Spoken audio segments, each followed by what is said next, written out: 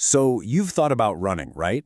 But maybe there's that little voice in your head that says, I'm not a runner. Well, this one's for you. We're going to cut through all the noise, all the myths, and show you how incredibly simple it is to just start. Seriously, forget about speed, forget about how far you can go. Right now, all that matters is taking that very first step. Okay, let's just tackle the biggest myth right out of the gate, because I swear this is what stops most people. It's this idea, right, that you have to get in shape before you even think about starting to run. Yeah, no, that is completely 100% backwards. Think about it. Running isn't something you do once you're in shape. Running is the thing you do to get in shape. So in this explainer, we're going to break it all down. No crazy plans, no expensive gadgets. The only thing you got to do is just start. All right, so what do you actually need to get going? Let's cut through all that noise, the fancy watches, the apps, all that complicated gear. I'm not kidding, this is it. This is the whole list. Some comfortable clothes, you probably already have them. A decent pair of running shoes, and a place to move, whether that's an open road, a park path, or a treadmill. That's it. We're not going to worry about all the fancy tech and specialized stuff. The whole point here is to make this as simple and easy as possible. Okay, but of those three things, let's talk about the most important one, your shoes. Because check this out, a report from Sports Medicine Australia found something that is honestly kind of shocking.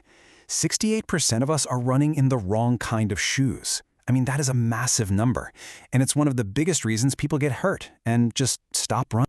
So it really just boils down to two main types of shoes. You've got your neutral shoes, which are for a pretty balanced foot strike, and then you have stability shoes. Those are for people whose feet tend to roll inward a little too much when they land. That's a fancy word called overpronation. Look, please don't guess on this one. The absolute best thing you can do for yourself is pop into a specialty running store. They'll do a free gait analysis, they just watch you walk or jog for a minute, and it can literally save you from a world of hurt down the line. Okay, you've got the shoes, you're dressed and ready to go, so what about day one, your very first day? The plan here is so much simpler than you think, because the goal, it isn't about distance. It's not about speed. The only goal is showing up. So here it is, your entire plan for day one. And notice, I'm not even calling it a run. First, just walk for a few minutes to warm up. Get the body moving. Then, I want you to jog, and I mean really slowly, for just 20, maybe 30 seconds. The second you start to feel your breathing get heavier, you're going to walk again until you feel totally recovered. Just repeat that a few times. And guess what? You just did it. That was your first run. Congratulations. And hey, listen, you are probably going to feel winded after just 30 seconds. And that's not just okay. That is completely normal. It's expected. I mean, if you go on any running forum online, you will see story after story of people who started exactly the same way. Feeling out of breath just means your body is adapting. It's a good sign. So listen to your body. Slow down. Walk. That right there is progress. Okay, so you conquered day one. That is a huge, huge win. So what's next? How do we take that great first step and turn it into a real habit? Well, that's what this next part is all about. This right here is the golden rule, the absolute key. Consistency is so much more important than intensity. So just aim for 2, maybe 3 days a week. That's it.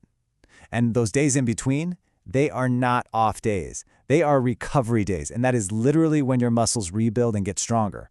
So I'm going to say this one more time because it's that important. When you are just starting, do not run 2 days in a row. And this is so important. Because honestly, the number one mistake I see new runners make time and time again is just doing too much too soon. They get excited, they push for more speed, more distance, and it's just the fastest way to get frustrated, burned out, or even injured. So I really want you to change how you think about the word slow. Slow isn't weak. Slow is smart. Going slow is how you build a solid foundation. It's how you prevent injuries. And most importantly, it's how you build a habit that you can actually stick with for the long run. Okay, so I know what you might be thinking. We're starting slow. We're not running that often. Is this little bit of effort actually going to make a difference for my health? Well, let me tell you, the science on this is crystal clear. The answer is a huge, resounding yes. So there was this huge study, and I mean massive, in the Journal of the American College of Cardiology. They looked at over 55,000 people over a long period of time, and the results were just mind-blowing. Runners had a 30% lower risk of dying from any cause compared to non-runners. Just let that sink in for a sec.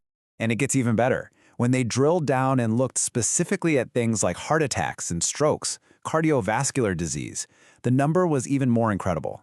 We're talking a 45% lower risk. That is just staggering. But here's the kicker. This is the part that should really get you excited. All of these life-changing benefits, which added up to about 3 extra years of life on average, this wasn't just for the super serious marathon runners. No way. They saw these exact same benefits in people running as little as 5 to 10 minutes a day.